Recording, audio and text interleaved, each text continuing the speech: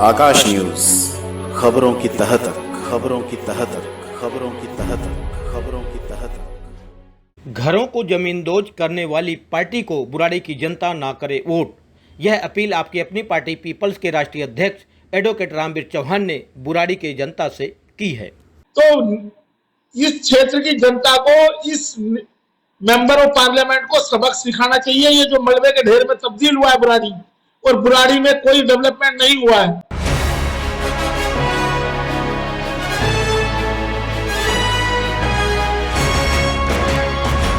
रामवीर चौहान ने कहा कि जो सांसद डीडीए से गरीबों के मकानों पर बुलडोजर चलवाता हो उसे वोट लेने का हक नहीं है। उन्होंने कहा कि पिछले साल डीडीए द्वारा केशव नगर में गरीबों के मकानों को जमींदोज कर दिया गया। यही नहीं बल्कि बुराड़ी की और भी कई कॉलोनियों में डीडीए के तोड़फोड़ से बुराड़ी में प्रॉपर्टी कारोबार धराशायी हो गया। बुराड़ी का बाजार प्रॉपर्टी पर ही टिका है। ऐसे में हजारों लोगों की रोजी रोटी पर बनाई है। उन्होंने बुराड़ी की जनता से अपील की है कि बुराड़ी की जनता ऐसी पार्टी, ऐसे सांसद को वोट न करे जिसकी वजह से बुराड़ी के लोग बर्बाद हो रहे हों।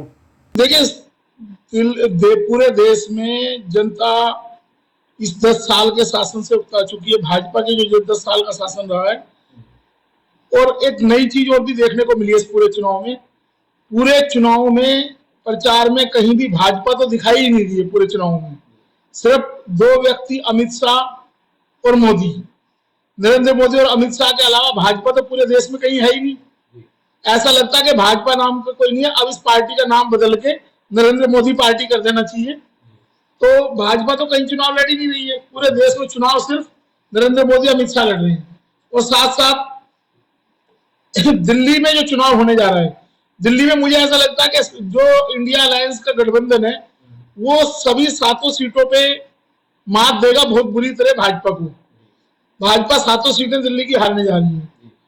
और मैं खासकर उत्तर पूर्वी दिल्ली में, क्योंकि हमारा निवास भी उसी में, उत्तर पूर्वी लोकसभा में है, हमारे साथ, हमारी पार्टी के साथ जिस तरह का बर्ताव भारतीय जनता पार्टी ने किया है, हमारे कैंडिडेट को खरीदा है और कैंडिडेट को गुमराह करा है, साथ साथ उससे इस तरह के पार्टी विरोधी बयान दिलवाए गए हैं। तो मैं इस क्षेत्र की जनता से पुरजोर अपील करता हूं कि भारतीय जनता पार्टी के कैंडिडेट मनोज तिवारी को भारी मतों से हराकर यहां से भेजें। और ये मार्जिन कम से कम 5 लाख वोटों का इसकी हार का होना चाहिए, ताकि इसको सबक मिल सके कि 10 साल जनता की सेवा ना करी, जनता की कोई सेवा नहीं करी है।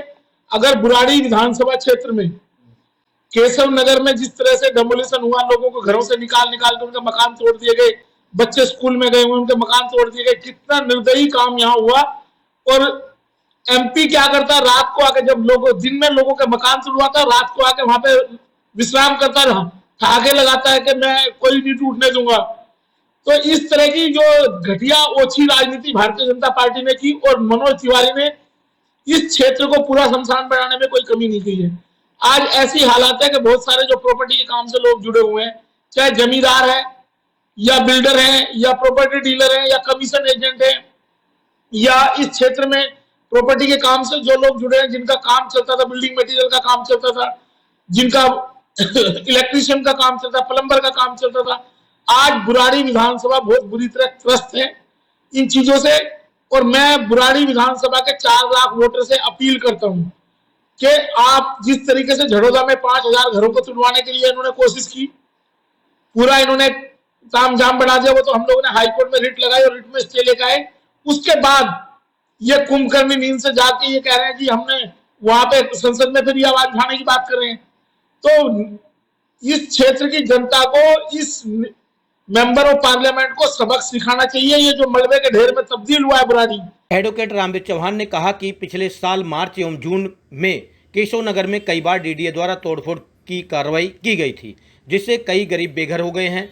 वहीं डीडीए ने बिजली कंपनी को नए कनेक्शन देने पर भी रोक लगा दी है, जिसकी वजह से हजारों लोग आज इस गर्मी में भी बिना बिजली के रह रहे हैं। जो घर पीएम उदय योजना के बाहर हैं, उनमें नए कनेक्शन नहीं दिए जाएंगे, लेकिन बिजली कंपनी ने तो पुरानी कॉलोनियों में भी नए कनेक्शन देने के लिए डीडीए की एनओसी की मांग रख दी है। इस कारण से हजारों लोग आज परेशान हैं। इसलिए ऐसी पार्टी या फिर ऐसे सांसद को बुराड़ी की जनता वोट ना करके परिवर्तन के लिए वोट करे। और बुराड़ी में कोई डेवलपमेंट नहीं हुआ है। आज बुराड़ी देश का सबसे पिछड़ा हुआ क्षेत्र है। दिल्ली राष्ट्रीय राजधानी में होते हुए हम लोग पहले जितना डेवलपमेंट बुराड़ी में था, अगर हम उसको कंपेयर करें आज से 20 साल पहले का, तो बुराड़ी 20 साल पहले बहुत अच्छी स्थिति में था। आज बद से बदतर स्थिति हो गई है बुराड़ी क्षेत्र की, और इसके लिए मेंबर ऑफ पार्लियामेंट जिम्मेदार है। मनोज तिवारी को 4 लाख लोगों को लगा, जितने भी 4 लाख वोटर हैं बुराड़ी विधानसभा की, उन सबको भारी बहुमत से इसको हरा के भेजना चाहिए, ताकि ऐसे नेताओं को भारतीय जनता पार्टी दोबारा कभी टिकट ना दे और ऐसे निकम्मे लोगों को संसदीय क्षेत्र में घुसने के लिए बैन लगा दिया जाए। तो ऐसी मेरी विनती है सभी क्षेत्र के मतदाताओं से कि मनोज तिवारी को बुरी तरह हरा के यहां से भेजा जाए, ताकि आने वाले दिनों में सबक मिले लोगों को। मनोज तिवारी तो कह रहे हैं कि हम बुराड़ी मेन रोड पे मेट्रो ले जाएंगे, बख्तावरपुर तक यमुना बैंक बनाएंगे। आज मैं आपको आज का बताता हूं, आज मनोज तिवारी एक ट्रैक्टर को चला के लेके गए हैं। आप ये पूछिए जो ट्रैक्टर हैं जिन लोगों के जमींदारों के, बुराड़ी गांव में, बुराड़ी क्षेत्र में नहीं पूरी दिल्ली में हजारों लोग हैं जिनकी डेथ हो चुकी है। उनके जो वारिस हैं उनका जमीन का खेती का म्यूटेशन नहीं हो पा रहा है, उनके वारिसों के नाम रिकॉर्ड पे नहीं चढ़ पा रहे हैं। आज जमींदार जमीन का मालिक होते हुए उसको जमीन से बेदखल कर दिया गया है। लैंड पुलिंग जैसी घटिया पॉलिसी लाके इन्होंने जमींदारों से जमीन छीनने की कोशिश की और उसके बदले में कोई कंपनसेशन नहीं है। ऐसे एमपी और आज ट्रैक्टर, जिन लोगों ने ट्रैक्टर दिया, मुझे तो उनपे हंसी आती है कि ऐसे निकम्मे सांसद को ट्रैक्टर दिया है, आपकी खेती का कोई मुआवजा नहीं मिला है। जमुना फ्लड अफेक्टेड एरिया है, किसी से पूछो कितना मुआवजा दिया गया केंद्र सरकार द्वारा, कोई मुआवजा आज तक नहीं मिला केंद्र सरकार द्वारा। दूसरा, जमींदारों का जो मालिकाना हक है वो छीन लिया गया है, म्यूटेशन बंद कर रखे हैं।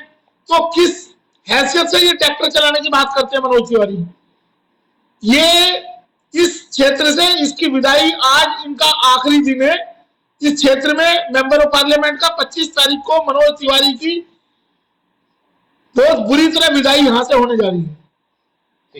और एक और मैं अपील करता हूं कि पूरे देश में जो माहौल चल रहा है, तो बुराड़ी इस उत्तर पूर्वी लोकसभा में अगर जो भी पढ़ा लिखा सुशिक्षित और एक अच्छा कंपटीटर और ग्राउंड से जुड़ा हुआ गरीब व्यक्ति मनोज तिवारी को अगर टक्कर दे रहे हैं, तो आप उसको भारी से भारी मतों से जिताएं।